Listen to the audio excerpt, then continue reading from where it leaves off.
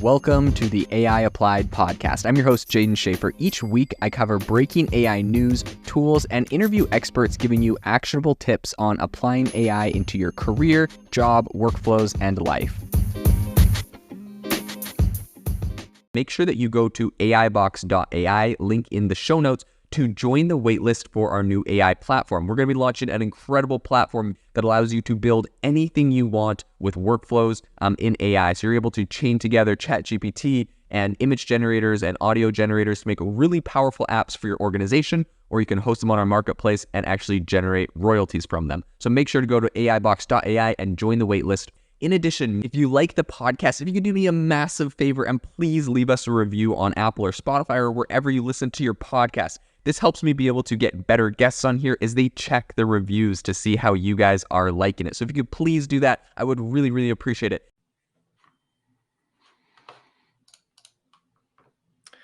Welcome to the ChatGPT podcast. I'm your host, Jaden Schaefer. On the podcast with me today, we are joined by Matthew Iversen, the CEO of AppRabbit, and also PromptBox, the AI prompt saving company.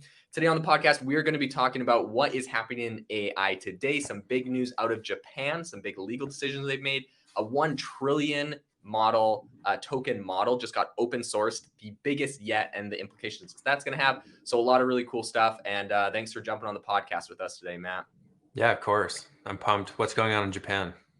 Yeah, so I think one of the biggest pieces of news that we're seeing is that Japan, and actually, I know this is going to be controversial for a lot of people in a lot of industries. I think this was a good play, but essentially what's happening is in Japan, they made a rather surprising move where essentially they said they're not going to enforce any copyright data on anything that is used in AI training, aka AI in Japan can go and grab any content, any images, any video, and make whatever they want, and there's no copyright issue there. So, of course, the number one people that are complaining about this are like artists. And I mean, it's understandable, right? You like go and spend like 10 years making a portfolio of art, AI sucks it up and then can reproduce it. So those people are obviously complaining. What's your take on it? Yeah, I understand the whole artist thing. It kind of sucks for them because it's like their entire belief system and like who they are is kind of rooted in that, and then AI just comes and like literally twists it. I see a lot of that in like Discord, like, hey, you can't use that. That's my art. Or even as when I was trying to get influencers to promote PromptBox, a lot of them would have like problems with like, I'm like, hey, show them like a cool prompt. They're like, I can't like do this picture or that prompt because like it doesn't belong to me. And like that type of ownership just is totally foreign to me. I'm like, because as an entrepreneur, I see a good ad, I literally screenshot it and I send it to my designer and I say, copy this. Right. Or like if I right. see like good copywriting, I like copy the email. I'm like, ChatGPT, just like write this, but for me. It's like Right. copying is like, and stealing is like kind of the name of the game in entrepreneurship. I think a lot in science. And so in art, it's like frowned upon and like disgraceful. So I get it. It's definitely like that with software too. I know, having done a number of software projects, and it sounds bad to say stealing, but literally it's like, okay, we got to design an account page. I'm like, okay, what does like Google do for their account page? What is like, I go look at like 10 other software, like what do they do for their account page? And then I like screenshot them and I make some sort of like similar thing. I'm like, this looks like industry standard. But it's interesting because like a lot of slides of different software I have, it's like this page looks very similar to this software. This page looks very similar to that software. And I kind of like pick the best. And I think the whole industry does that, right? It's like, oh man, these guys have some good designs. It becomes trendy. And then everyone kind of rolls out something similar, even though your software might be doing something completely different. And so I think that's getting carried over into AI as well in that mentality. So the big reason I think that Japan decided to do that is because essentially they don't want to get bogged down. They want to be number one in AI, and they're worried that the copyright is going to slow them down. As is, we already have OpenAI, who's taken the lead in America. We have Google Bard, who's taken the lead in America. I think that a lot of countries, they don't want to miss out on this bandwagon, and so like they're making a move that I highly doubt the U.S. would make this same copyright move. But they're doing it so that they can be number one. And it's interesting because they called out two things in specific that they said they're like worried about in this whole case. And that is anime and visual media. So they're worried like the anime industry of Japan was going to like hamper AI's progress and slow it down or whatever. So I thought that was kind of interesting. Um, but in any case, yeah, it's out, and I think that it's going to be interesting to see if AI excels there. I guess the quality of the outputs of AI, you just have more data that you can suck in, and you're not going to get sued. So I wonder if people will like move their AI companies to be located in Japan because they know they're not going to have the copyright issues that you might have in America and not the lawsuits and legislation. Oh, interesting. Yeah, they'll be like the Bahama banks. It'll be like you know, the no Yeah. copyright Japan. It's like, oh yeah, Yeah. he's totally got a shell company in Japan. Yeah, that runs like the AI model. Like what happens? Like OpenAI, like it's like, okay, we're about to get litigated for $1 billion, or we sell our model and all of our licenses to our Japan shell company, and it's totally legal over there, and it runs out of there. I don't know. It'll be interesting to see what happens in that space. Okay, so the other thing that is pretty interesting that just happened is the fact that the UAE's open source AI model just became royalty free. So essentially, what happened is the Technology Innovation Institute (TII) they have this model called the Falcon 40B, and it's essentially their top AI model. And they just open sourced it. They put it on Hugging Faces. It's now the number one used model on Hugging Faces. It's beating things like Meta's Llama and also Stability AI's Stable LM. So like it is now the biggest one. And this is the craziest part. It was trained on 1 trillion tokens. Holy crap. Yeah. So, I mean, it's interesting because even OpenAI, I think they announced the number for ChatGPT, how many tokens was in there, but they still haven't come out and said how many tokens are in GPT-4. And I could be completely off, but I know it's somewhere in the billions for ChatGPT. They never announced GPT-4. There's a couple of reasons why I think they might have done that, but this is the first time I've actually heard someone publicly come out and say like 1 trillion tokens in an AI model. So like obviously this thing is a very big, very aggressive. Why do you think these people would be open sourcing something like this instead of keeping it private? I don't know. Uh, what are they called again? Falcon 40B. Okay. And then how did they get access to all? They just got access from Hugging Face, or that's just where they're hosting it on, right? So they're hosting the model on Hugging Faces. They got the data independently and trained it off of that. So some people are saying that they're saying that it's going to let the public and private people benefit from faster project starts, right? Because you have this massive, like it's open source model. And I think it's interesting. I feel like a lot of these people are releasing stuff for goodwill. There's a lot of different things. I know Facebook has released a lot of models, and I would speculate like aside from just getting like the goodwill around their brand name from releasing a model like this, I feel like maybe Facebook will release like their own chips in the future to compete with Nvidia, and then they're going to say like, hey, if you want like if you this model that's really popular and open source, if you want it to run the best, you got to run it on our chips. They said they're going to be producing chips, Oh fabricating them wow. by 2025. So I wonder if these other players have similar strategies, or I guess what their angle is.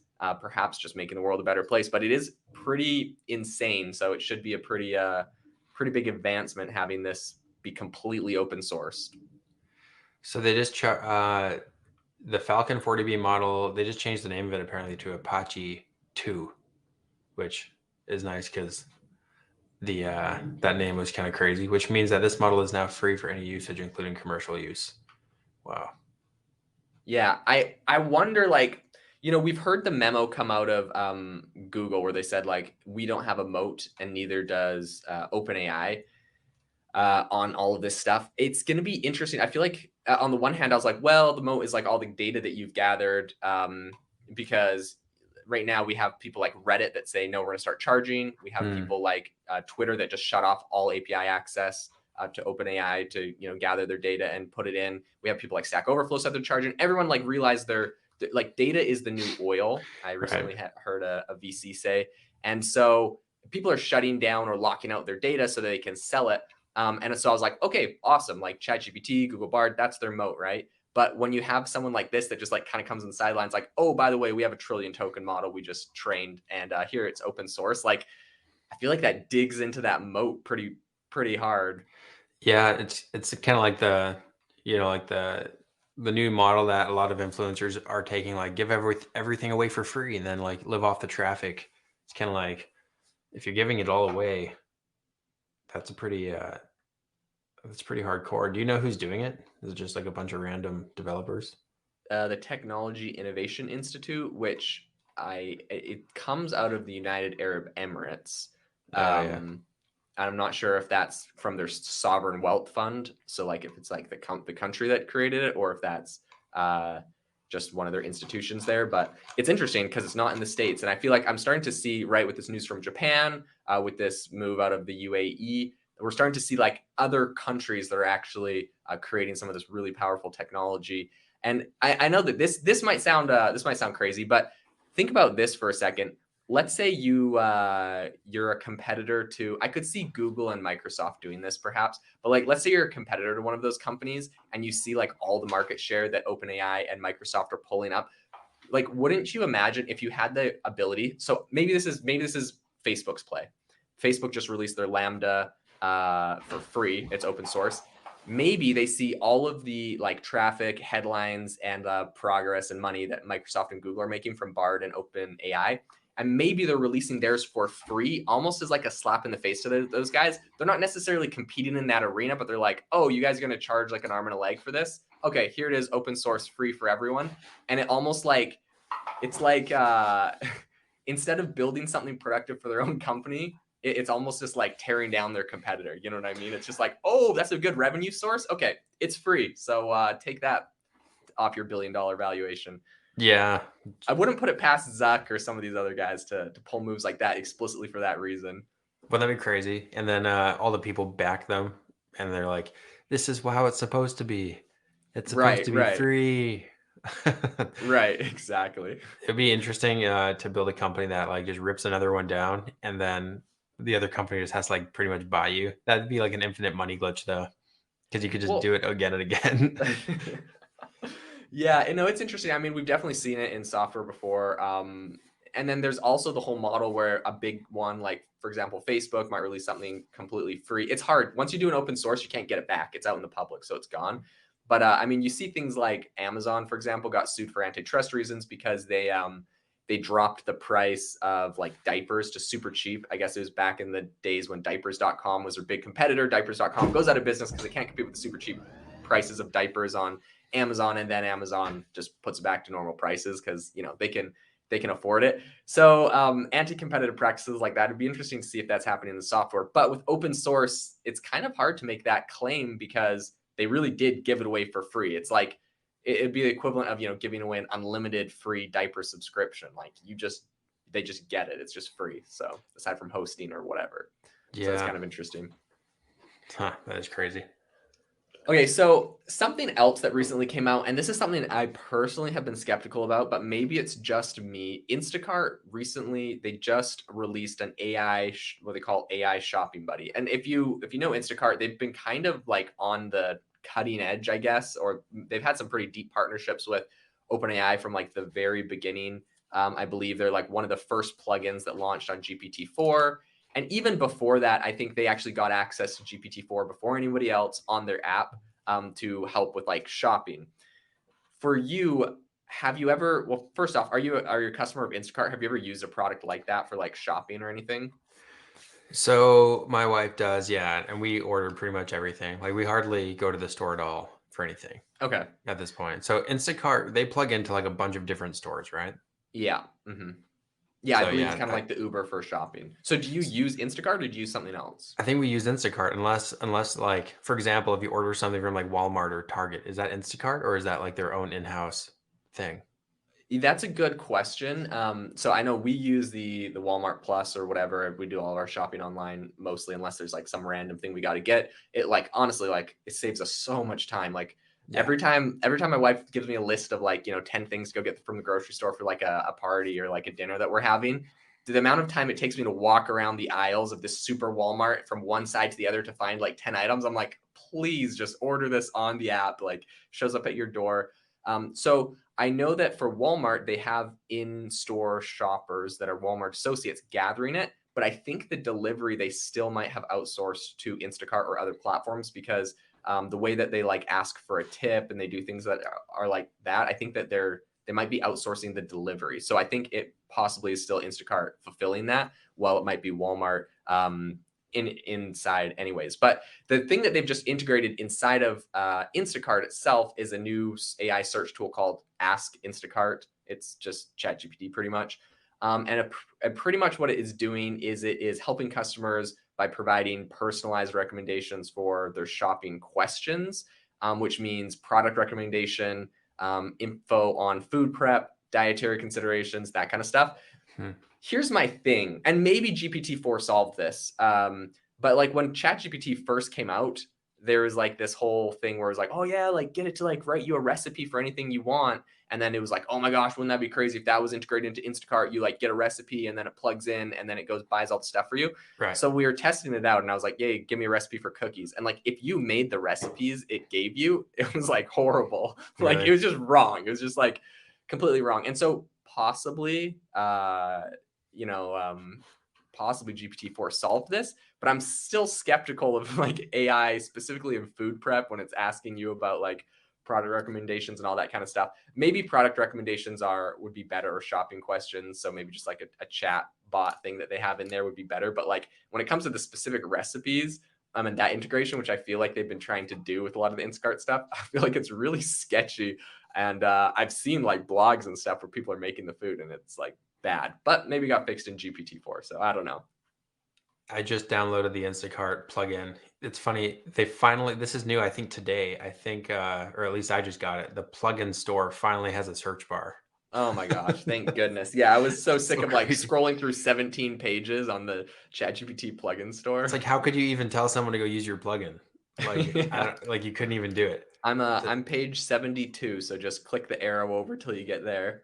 it's crazy. So with the plugin of that, the crazy thing still about plugins too is that basically you enable the plugin and then it doesn't like give you prompts or anything. You just have to start typing, right? Like Right. that's pretty nuts. Dude, I think that Instacart, I think it's clever to be like, hey, where can I find this at this store? And it'd be like, yeah, you can find it here at this store. Like, do you want to Mm. order it? And you say, yeah, and then it just does it. That's cool. So Um, Instacart actually is, and I think that this AI, this new Ask Instacart AI feature plays into this, but they actually recently made some headlines because in today's economy or whatever, I guess their revenue was slipping. And so what they did is they introduced like in-app ads, like they would advertise Coca-Cola or a specific brand of bread over another one.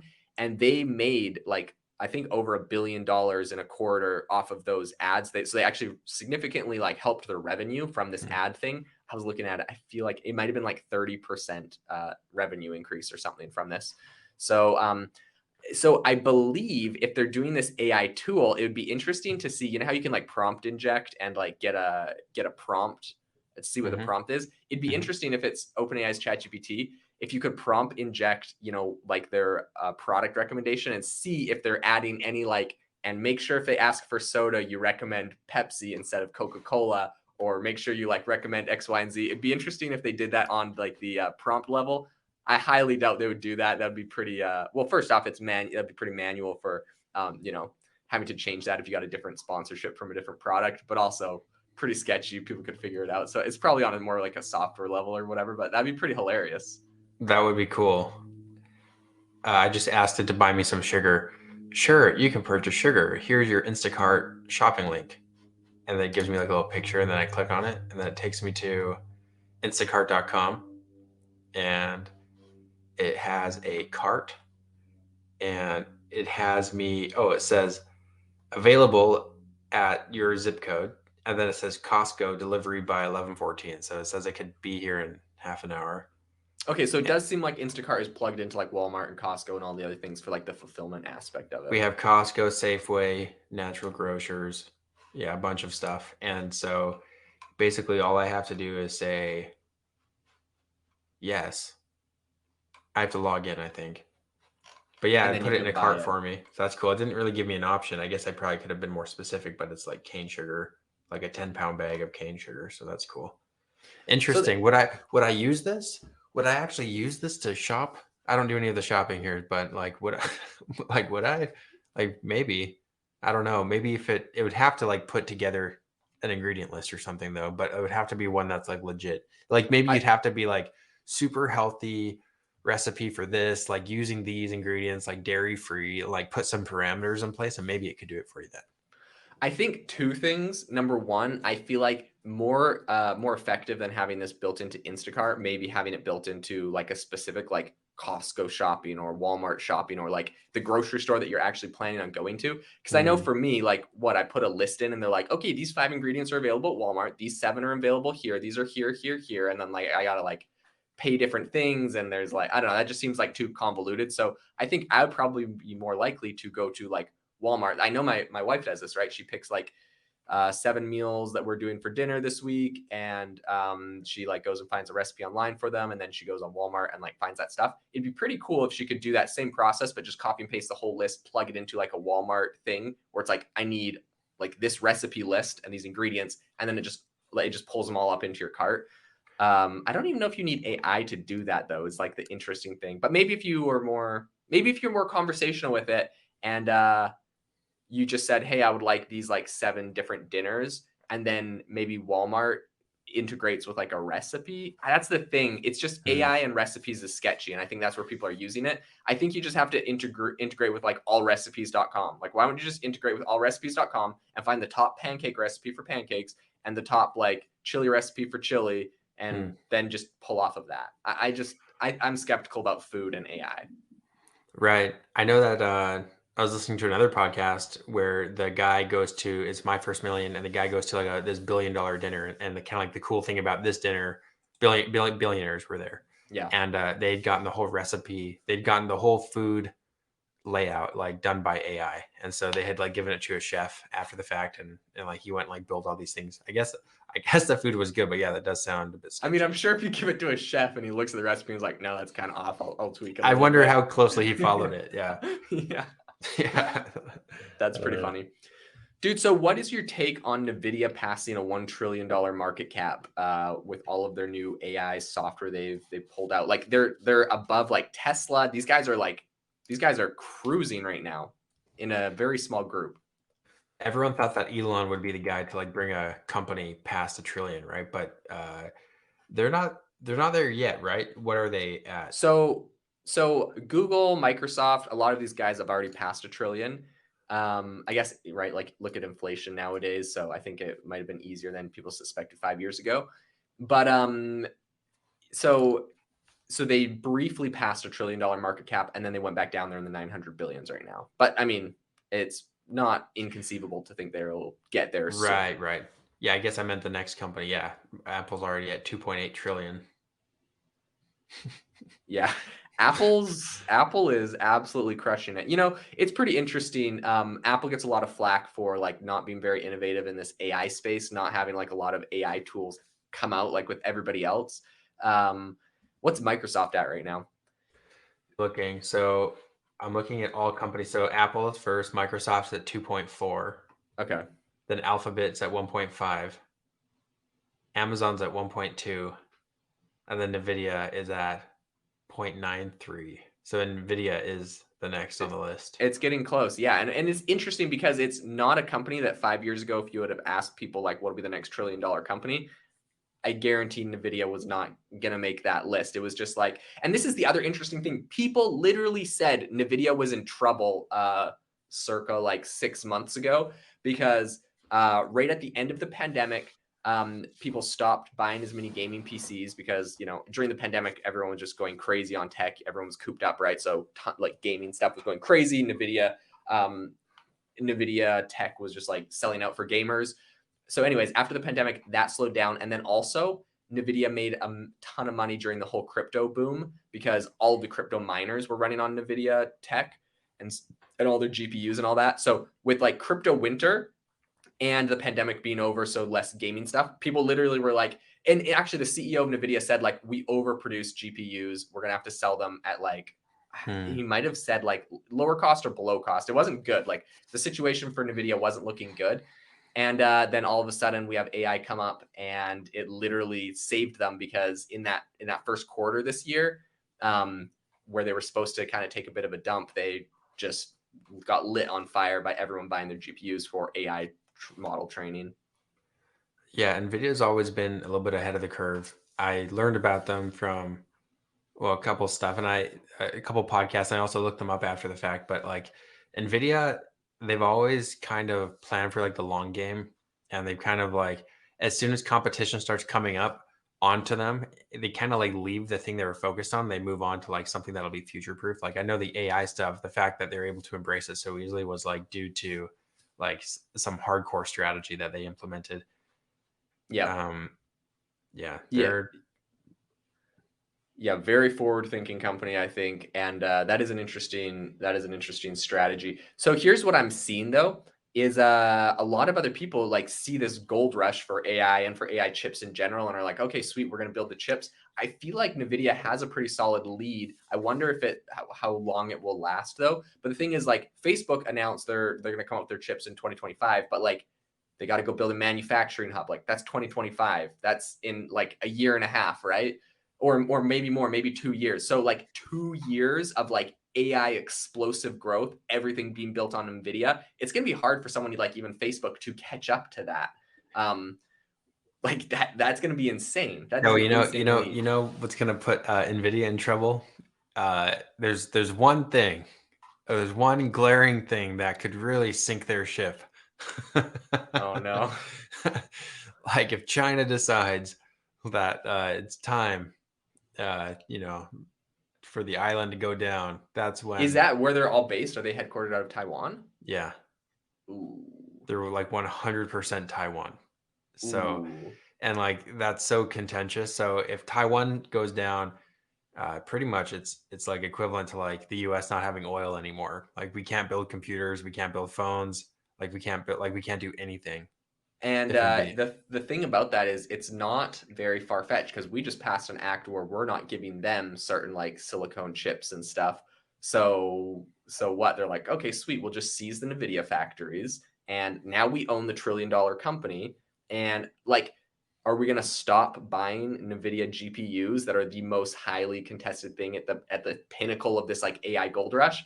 Oof, that's gonna be a tough decision. There's so Do much you money involved. Like so much money involved? the Ukraine, like after seeing what's going on with the Ukraine, it's like, you know how easy it'd be for like some conspirators like in different countries to like send people over to like destroy Taiwan and then blame it on China, or maybe China actually does it, or Russia, or we do it because they did something to us, or like whatever.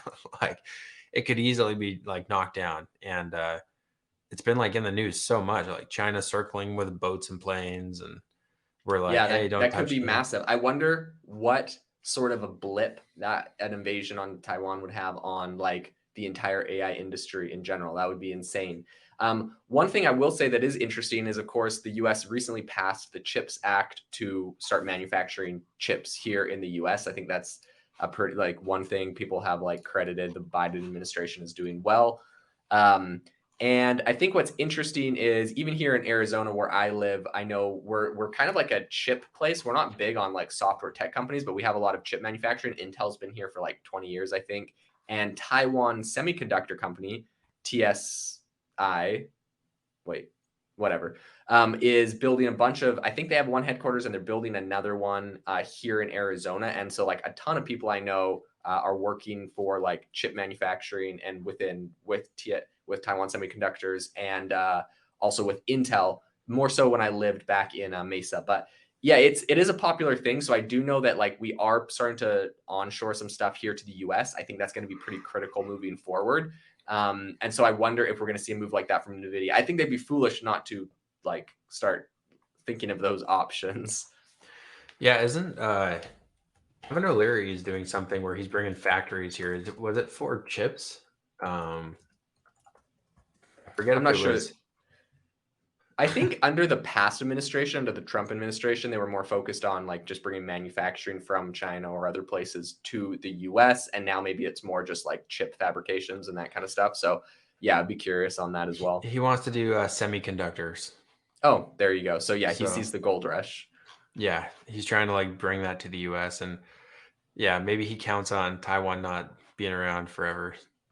Who knows? Yeah, it's hard. I mean, That I feel like is I wouldn't. I mean, China's official stance is that they own Taiwan, and I don't see them backing down unless something, I don't know, drastic happened and they really needed international support, which I don't view their economy as needing anytime soon. Okay, one other interesting thing I want to bring up with you, and I'd love to get your feedback on where you see this, how you see this impacting the industry as a whole. So recently, an AI was used, an AI model was trained and used to discover a new antibiotic that kills a super bug that previously they had no like remedy for. So I believe like 80% of people that caught this super bug died from it, and so there was no cure for it. It had right super bugs essentially like there's an antibiotic, and the super bug then becomes resilient to the antibiotic. So this superbug was found in hospitals. One of the things that was really detrimental about it is that it could live on a surface for a very long time. So if it's sitting there, and if someone didn't disinfect a table correctly, like a week later, you touch the table, you got the superbug. And it can also live, it could live within inside of you without showing symptoms. But if someone had some sort of open wound or something and you touched them, now they got it and they're most likely Hmm. would die. So it's kind of gnarly.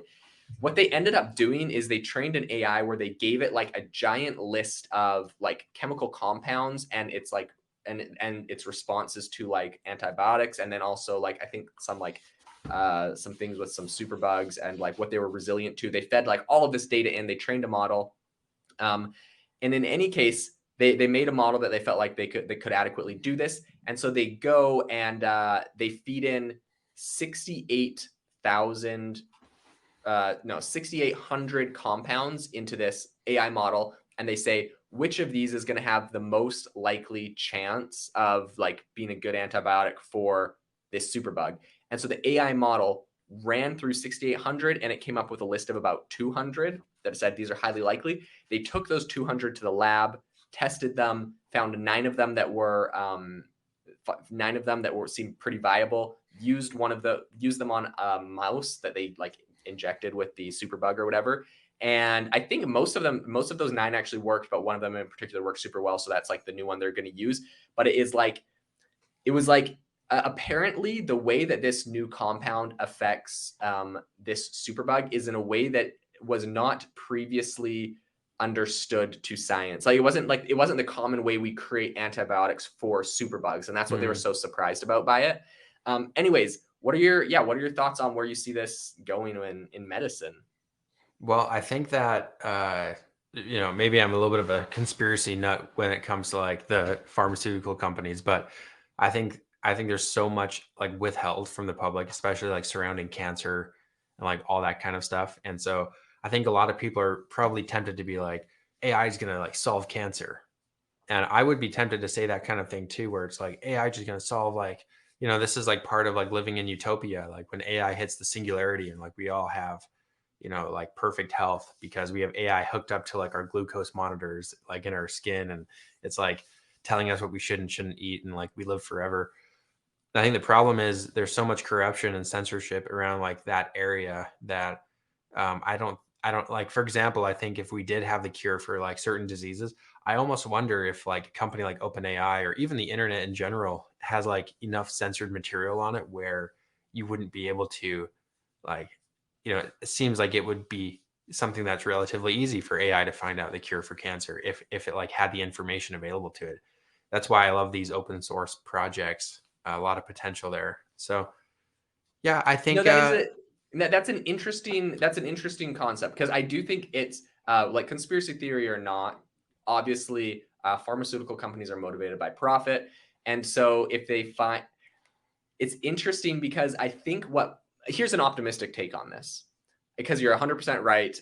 Pharmaceutical companies motivated by profit, if they feel like it's going to decrease their profit, why would they do it now? And I think like withholding information, all that kind of stuff, like don't put it past them because obviously there's been pharmaceutical companies and pharmaceutical executives that have gone to prison oh yeah, for sued into the billions. Yeah. yeah, for all sorts of things. I mean, Johnson and Johnson knew that their baby powder was giving babies cancer and continued to sell it because it made a lot of money. And now they were one of the top COVID vaccines. So Pfizer obviously, has one of the largest lawsuits in the world. yeah, draw your own conclusions. It's not a conspiracy theory. It's just like legal Yeah. matters. And so, anyways, here's an optimistic spin on it, though. Google previously had the technology that ChatGPT and OpenAI has and did not release it on like what's now Bard or their Google search because it would cannibalize their search industry. They've been sitting on this thing for 2 years. Mm, They wrote the transformer model paper that OpenAI used and launched it. And it wasn't until OpenAI launched ChatGPT, got all of their investors in a frenzy and forced them to create Google Bard that they actually launched it. And so I think with especially like you're talking with these open source models and with this technology and with something like this like antibiotic that kills superbugs, when some of these smaller therapeutic companies are coming up with these solutions, the big guys are number one going to try to buy them up, but also if they don't, it's going to force them to use the same methods and release the same product. So I actually think that even though I do believe a lot of pharmaceutical companies are corrupt, I think that with open source models and with the amount of like advancements we can make, they will be forced to toe the line and to make products that cannibalize other, the radiation treatments for cancer and all of that chemotherapy makes insane amounts of money. Of course, I have family members directly impacted by this through my whole life.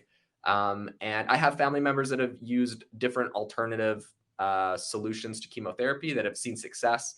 And so I do believe there's a lot out there that people are not seeing, but I do believe that with open source models, even corrupt organizations will be forced to come up with some of these products, yeah, cannibalize their own business. I think so too. I think they're gonna have to. It's kind of like gas. The gas industry kind of has to like embrace electric. Like they kind of have to, as Mm-hmm. far as cars go. It's like we're kind of forcing their hands. They kind of have to get like ahead of the curve instead of. Exactly. So this is the exact same thing we've seen with Tesla, right? Like in the 90s there was electric car companies. In fact, Yeah. one of the early electric car models, it was essentially like a golf cart because cars were slow back then, but in like the I think the 30s there was an electric car that like came out. So electric car technology isn't something that was like incredibly new, but a lot of patents, a lot of electric car companies were just literally bought out by gas powered car companies. They would just shelve it. They would just like lock down the patents so no one could use it. And it wasn't until Tesla came out with a very viable product that started to get some mass market interest that every gas powered car company that previously was, shutting the stuff down or even doing corrupt things, right? Like there's corruption. And like undisputable, not conspiracy theory. Look at Volkswagen and their whole like Dieselgate, right? They literally built a device into their car to trick regulators. So when they put it on the emissions testing machine, it gave a different amount of emissions than when it was driving, like just blatant fraud. And of course, it was a rogue engineer that did that made their company billions of dollars. What a kind rogue engineer. But like obviously there's corruption there when there's money to be made. But when a company came out with the actual product, that cannibalized perhaps their car sales because now they have to upscale and change their factories and change how they do everything and spend a ton of money on R&D, which they don't want to do. But as soon as Tesla did that, every single electric car company or every single car company now is announcing electric cars and coming out with electric car options. Volkswagen's like, we're going to be 100% electric in a certain amount of years. So it's going to be the same thing with, I believe, with pharmaceuticals and other industries as well. Yep. Yep. And AI hopefully just like kicks the crap out of all these big guys and lets like the smaller companies like disrupt as they should. Disruption is so good. It's so healthy. Like get the monopolies out and get these small guys curing cancer. Let's do it. Yeah, it'd be incredible. Okay, so of course that's one area that we see it like positively impacting, I say medicine, but there's another area in health that I want to pick your brain about, and I want to get what your opinion is on this because I know we've talked about like Neuralink and a bunch of different like things like that, and like what the potential they could have in the future is.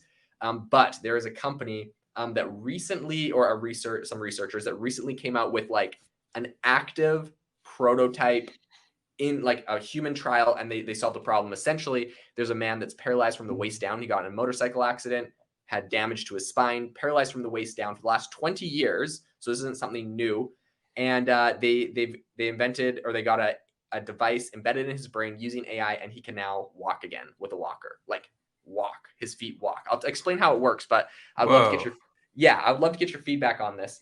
So Whoa. essentially, what they do is, I think it was out of Switzerland, and I believe the patient is from France. But essentially, they put a chip in his brain, the same as Neuralink, right? Same tech, and there's a few different types of technologies for this. But anyways, chip in the brain measures his the brain pulses when he thinks a thought. They run that through an AI that like if you really got to go listen to our people got to go listen to our AI mind reading podcast episode that dives into more detail with this. But like if you don't know, AI can read your mind. They put your brain under an fMRI scanner. While you read something, they feed the transcript of what you read and your brain signals during the from the fMRI scanner into an AI, and then it trains a model that knows like when your brain does this, this is the literal word you are reading. So now it can read words out of your mind. So it's going to do this. It's the same technology for this guy, where except in his mind he's thinking right, left, like right step, left step, right, left step, left step. He's thinking like how he's moving his legs, and it has that transmitting to. He has to wear a backpack with a full computer running the AI Whoa. model on there that's transcoding this.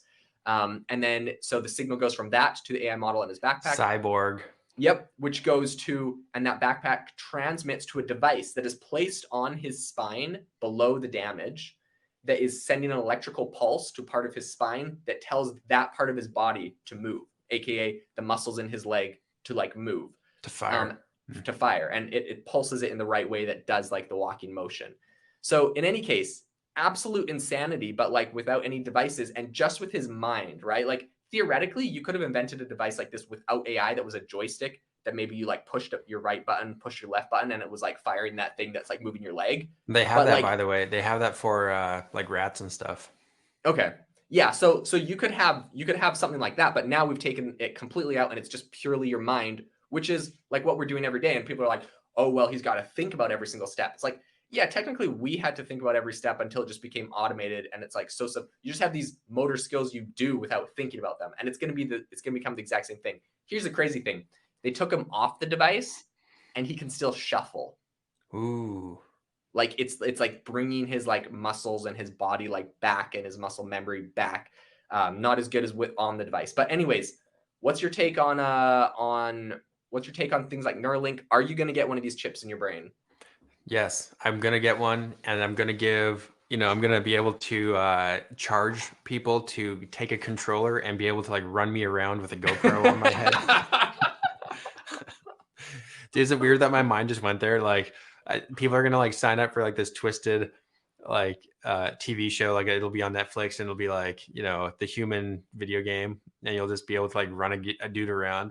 You know how they do it with animals Oh is man. they put chips in mice, and basically when you're falling forward and you like take a step to like stop yourself from falling because Hmm. you get like that vertigo feeling. That's Hmm. basically what they tell the brain of these animals to do. So they initiate the feeling of them falling forward, so they take steps in that direction, and that's how they control these animals. So they do it with moths, I think, and they'd also do it with which, like, how do you get a chip that small? Now I think about it, but they do it with rats. So if you're falling to the left or falling to the right, you step in that direction, and so that's how Interesting they how they control it. control It's it. essentially like a video game. So that's crazy. Dude. So And that's crazy. yeah. I don't think it's crazy that your mind goes there, because I think it brings up a very important issue, which is if these things are connected to the internet, right? If they have to do like software updates, I would assume they're going to be, then that means they're hackable. Like what happens when there's a 0-day exploit on a Neuralink chip? And I think this is relevant because Neuralink just got FDA approval to have human trials. So like Yep. it's happening. It's not going to not happen. Like what happens when there is a 0-day exploit on everyone's Neuralink chip and it's now hackable? Like what could Yeah. you do? What could you really do? Because Neuralink isn't necessarily having that electrical pulsar in your spine that like makes you walk or move your arm or something. Um, Right. what Like, yeah, could what you? would that do? You could perhaps capture someone's thoughts, like Yeah. record a transcript of their thoughts. Or maybe you could talk. Maybe this is a new way of communication. Maybe they could talk to them directly. And the Or I way guess of it's only it's. marketing. I guess you're thinking is read only though, right? Like for the most Yeah, part. read only. Yeah, I would assume. Yeah, yeah. So like the marketing stuff, right? I think you mentioned before that like Facebook has these like in their headsets, in their VR stuff, they're putting these scanners that can read your brain waves, and then like that'll make the algorithms better. Yeah. Live real time feedback of what you're thinking as you watch something. I mean, that's insane. Or think about this. Think about a company like or a country like China. And I mean, like, come on, I'm sure the US government's got all sorts of agencies that would love to get their fingers in everyone's brains too. But like, let's think of a company like or country like China gets everyone on Neuralink and just has a live feed of every thought you're thinking every day. Dude, that's crazy. So this is like the hive mind. And dude, what if they actually, as babies, they put like these chips on them, and then they like switch them out when they're older and stuff. So it just like becomes like almost like regular like vaccines became, and then you can control them. And then one day, uh, this turns into like a movie. One day, everyone just like stands up and like walks outside and like gets on board the planes to like invade America. You know, they all have AI like supercomputers controlling them perfectly, and they become super soldiers. Basically, everyone from China is Captain America, and they come over here and they kick the crap out of us as robots. Okay, something that's funny, but something you said did bring up an interesting concept in my mind, and that is right now all of these chips, what they're doing is they're doing and they're integrating AI. They're read only, right? Like they've transcoded your thoughts and they can read that, but they can't write thoughts into your brain. But you brought something up interesting with the moths and the rats that is making me think about like what does that look like and how do they write into your brain? And I think one of those things is not literal words. It's not a spoken voice, perhaps in your ear or like your subconscious mind pops up with something, but maybe it's a feeling. So if they can make you feel like vertigo or like dizzy for like firing in your brain. I don't have any doubt that that would work. So what if China has chips in everybody? I'm trying to think of like a realistic thing. Like this isn't far fetched. China has chips in everyone's brain, reads every thought, but every time you think like freedom is good, it gives you a sense of vertigo. You just start feeling sick, and you're like, ugh. Like that would be a very easy way to do right into people's brains. That'd be a very like easy way to. It's just like the feeling, like you feel sick. You're gonna have negative associations. I know, like this is such a funny story. When I was a kid, I read some sort of book, and it was about like the Amazon and the gum tree, and I don't know if they eat the gum from the gum tree or that was just in my mind. I heard that anyway. So all of a sudden, I had this idea that like out in my backyard, there's all these pine trees, and there's this tons of sap that just like pours down them. And I'm like, oh, the sap from these pine trees is like gum because I read this book about a gum tree. Hmm. Anyways, so like I like took a huge gob of sap and I started chewing on it. It got stuck in like all over all of my teeth. Was not the glamorous gum tree experience I was expecting. I wonder how old I was at this point. Anyways, I like couldn't get this like sap out of my teeth. I tried eating like cornbread, couldn't get it out of my teeth. And I don't know if I had the flu, but later that night I threw up. Anyways, to this day, like I love the smell of pine trees and everything, but like when I smell pine sap, it just reminds me of like barfing. Oh, because I barfed that night and I barfed out a ton of pine sap. It's probably Yeah. bad for you. Like it probably was my body, rejecting that. But in any case, like I have this association with the smell of pine sap to like having it stuck in my teeth and throwing up. And so like that sick feeling. And I think sick feelings are like an incredible memory thing, right? We have like these memories attached to smells or to sounds or to places. And I think it would be a very easy way to manipulate public opinion about topics if you could read their mind. And when they thought a certain thing, you give them a sick feeling. Totally. That's an interesting idea. One that's not hasn't been told before. Have you heard of the book Brave New World? Yeah. So in that one, isn't that the one? I'm trying to remember if this is the right book, but they issue propaganda through radio waves. It's like Mm-hmm. subliminal messaging. Um, oh, maybe that's not the one. The one I'm thinking of, it's like that's like you hear like radio, but it's like regular radio, but like in the background and like the white noise of the radio, it's like just propaganda messages of like fear and stuff like that, or I it's think that telling might be everybody 1984. what's that? I think that might be 1984 by Orwell. Did they make it into a movie?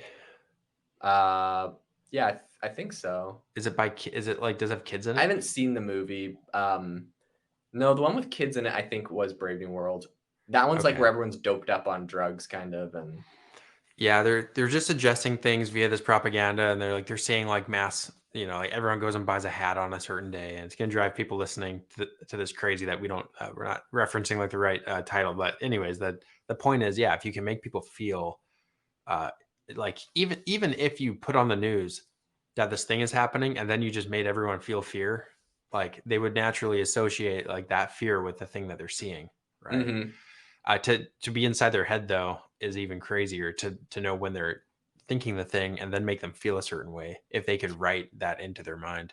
Yeah, I Yeah. think I'll probably have to do more research on this, and I'm sure a lot of people are looking into this right now. Anyways, but I'm just curious to see what the capabilities of writing into your brain are like through electrical pulses, like how you can make people feel. Obviously, like dizzy or vertigo makes sense. I want like maybe you can make them feel bad, like electrical pulses on certain parts of their brain. I wonder if there's a the ultimate though is if they find a way to like stimulate like pleasure or happiness or something like that, like Hmm. dopamine.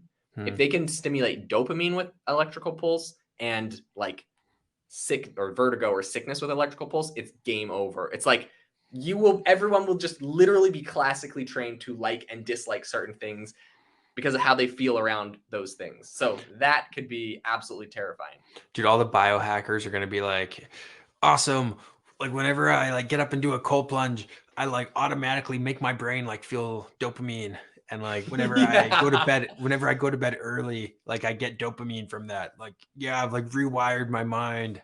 Yeah, this Neuralink thing is epic. And like that's the terrible thing is like people will do that. So like that's how it starts. And is it terrible? I don't know. But like yeah, you'll literally be able to rewire your mind, right? And like me coming from a background of like positive affirmations and psychology and all that kind of stuff, my last software company, like rewiring your mind is a big thing, but this will be like literal physical rewiring of your mind and maybe you'll get a go program like this is the schedule I would like to follow. This is the outcome I'd like to see. So when these things happen positive, when these things happen negative, classical training, and then you just like set yourself up like programmed that way. Yeah, it'd be like buy my new program on like positivity, but like instead of a program where you read it, you just like upload it to your Neuralink and it just like it's like, yeah, now from now on, like when you do these certain things, like you're gonna feel a certain way. Like that's crazy. Dude, it's gonna be like how all of the Instagram influencers they sell like presets for your photos. Yeah. You're gonna buy like a psychology preset. It's like this is like Alec Hermosi's mentality preset where like he has his brain tuned to be just like this, and this is how he's achieving his results. And you're like click download, and then you like expect to achieve the same results Yeah, because you have the preset. you start growing like long black hair and looking into the camera to get jacked. Everyone's Oh building man. $100 million businesses all of a sudden. It's like what? Yeah, that'll be crazy. Okay, Matt. Well, thank you so much for coming on the podcast. We better wrap this thing up, but as always, super insightful conversations. If people want to follow Matt, go check out Promptbox and check out App Rabbit if you are looking to build your own custom app. I am Jaden Schaefer. Make sure to join the link in the description to join our community online and also get our weekly newsletter and stay up to date on the waitlist for some exciting software we are going to be launching soon. Thanks so much and have a great day. If you are looking for an innovative and creative community of people using ChatGPT, you need to join our ChatGPT creators community. I'll drop a link in the description to this podcast. We'd love to see you there where we share tips and tricks of what is working in ChatGPT. It's a lot easier than a podcast as you can see screenshots, you can share and comment on things that are currently working. So if this sounds interesting to you, check out the link in the comment. We'd love to have you in the community.